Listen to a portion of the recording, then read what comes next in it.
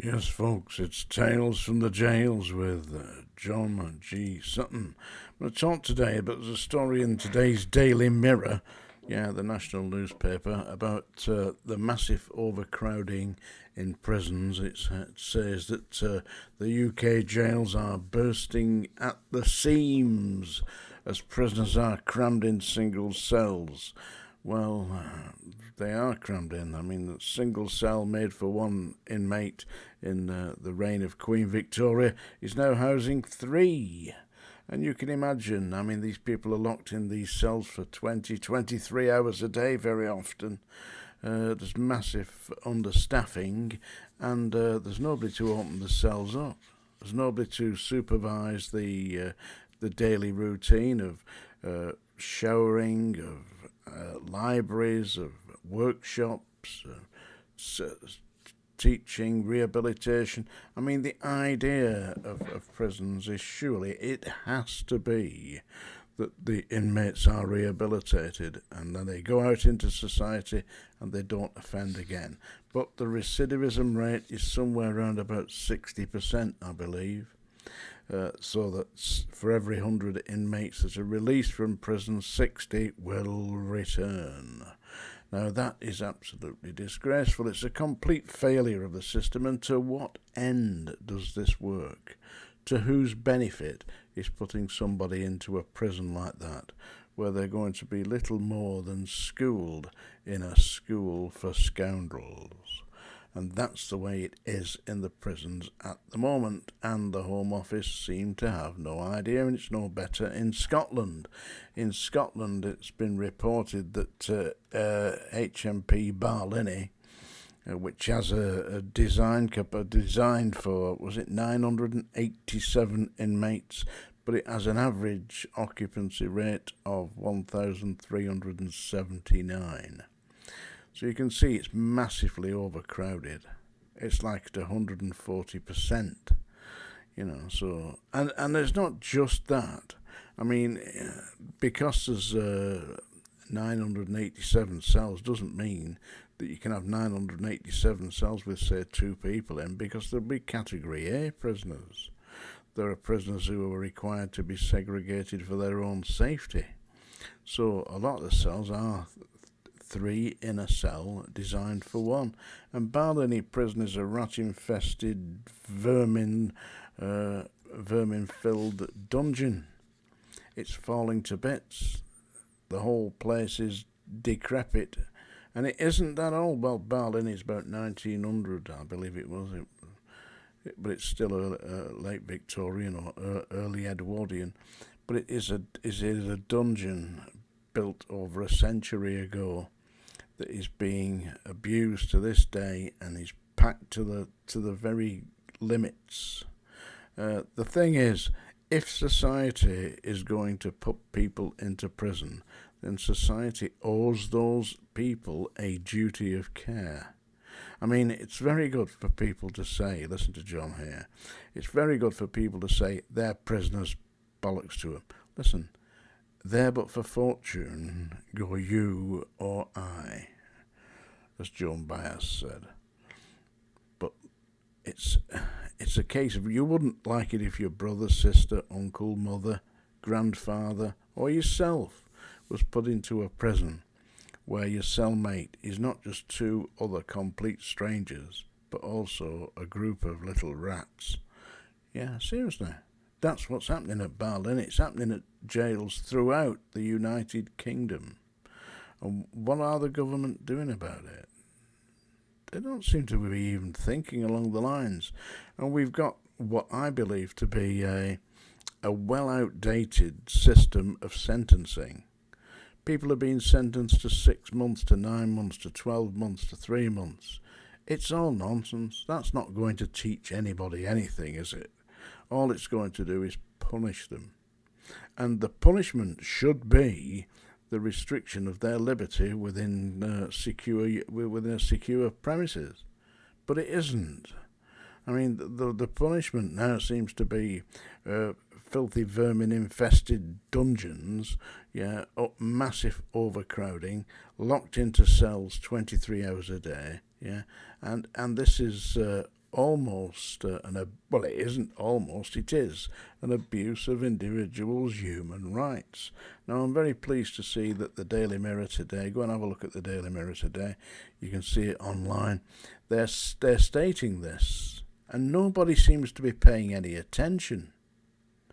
If, let's say, Rishi Sunak's brother was put into prison, I'm purely hypothetical, he might pay some attention then, especially if he was thrown into somewhere like Wandsworth, where all they've got in Wandsworth is vastly, massively understaffed.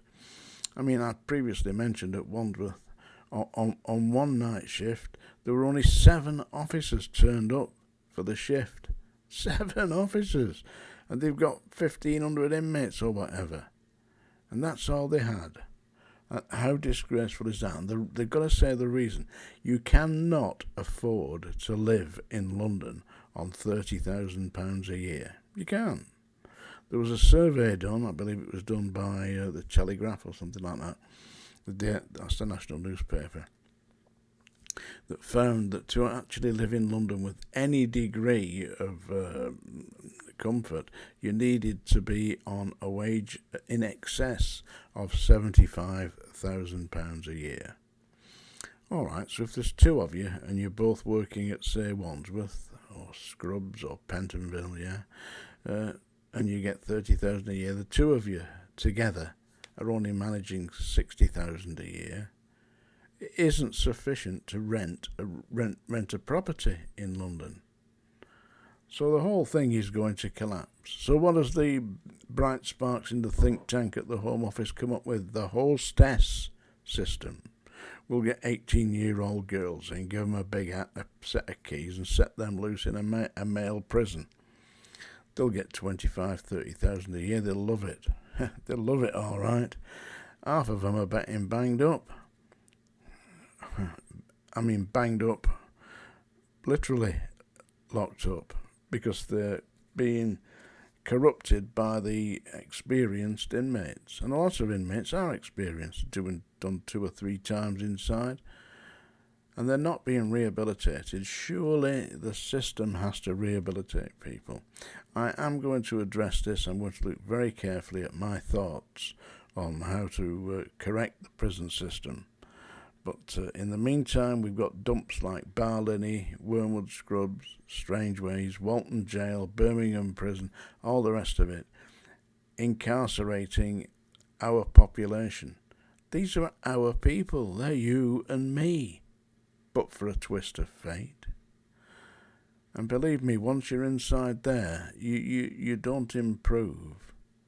Your lifestyle doesn't, so you don't suddenly get an enlightenment when you're being banged up in the likes of Strangeways with 2 strangers who may very well be on drugs, they may be experiencing some psychotic problems, and you're in there in that cell with them.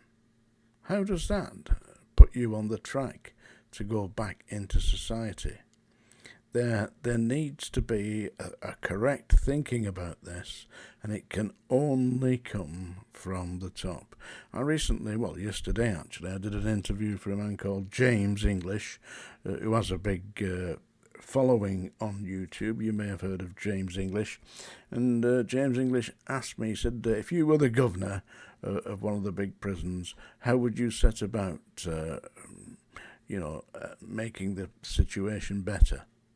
The answer was, at that level, it's not possible.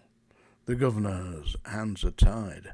All they can do is follow the law and keep the people locked in, get the staff to follow that in as humanely a style as is possible, without imposing a rather draconian regime, as was the case at Strangeways in the 1970s when we had Norman Brown was the governor, and he was an ex-military officer, a hero, by the way. He'd been injured in the Korean War, was a tank commander. I greatly respected that. But he had a rather Victorian vision of how prisons should run. And that's how Strangeways was in the 1970s. didn't rehabilitate anybody. It might have made people think I'm not going back in there again. Right. But there has to be better thinking than that.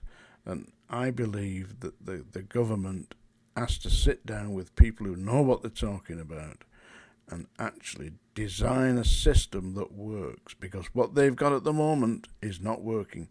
It doesn't, listen to John here, it doesn't matter if they build another 10 prisons and add another 50,000 places, they'll just fill them up. Fill them up and it'll just deteriorate and it won't improve. There has to be a fundamental construction here of how to deal with imprisonment, and it isn't what they've got at the moment. I sincerely hope you've enjoyed this little bit of a rant by John G. Sutton here, and do like and subscribe. Yeah, I'm now going to... Have you bought my book, by the way? Yeah? HMP Manchester Prison Officer. It's there on Amazon, yeah? I'm not going to torture you with a song. I'm going to read you a poem. Well, it's a narration, actually. This is something I wrote in 1990 when I was working with that rather strange pervert PJ Proby.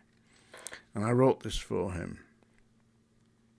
It's called Stage of Fools, and it's a narration based on Shakespeare's King Lear and various other works. But it tells the story of PJ Proby, who wrecked his career through reckless drinking and fornication and indulging himself with young ladies. I mean, we're talking young ladies of 11 years of age, etc. And he was infatuated with all this nonsense. The reason we didn't work together now is because I reported him to social services and they stepped in. And that was the end of that, because if you do that, then you're out. And I was out. Here we go. This is Stage of Fools narration by John G. Sutton. Written by John G. Sutton, as originally recorded by P.J. Proby. You know something, people? Well, all the world's a stage. And all the men and all the women, well, they're just players. They've got their exit and they've got their entrances, and one man in his time, well, plays so many parts, he probably forgets them all. You see, life is but a walking shadow, a poor player that struts and frets his hour upon the stage. Dear God, he has to pay for that. You know, when we're born, like any other baby, we cry that we are come to this great stage of fools. And since I cannot prove a lover to pass these fair, well-favoured days, then I am determined to prove a villain and hate the idle pleasure of these days. Then they for sudden joy did weep, and I for sorrow sung, that such a king should play Bo Peep and go the fools among. I'd like to know something. When shall we three meet again, in thunder, lightning, or in rain? When the hurly-burly's done, when the battle's lost, maybe won. And you know, as a man said, we are but players on this great stage of fools. Stage of Fools, written by John G. Sutton. Thank you very much. Do get my book, folks.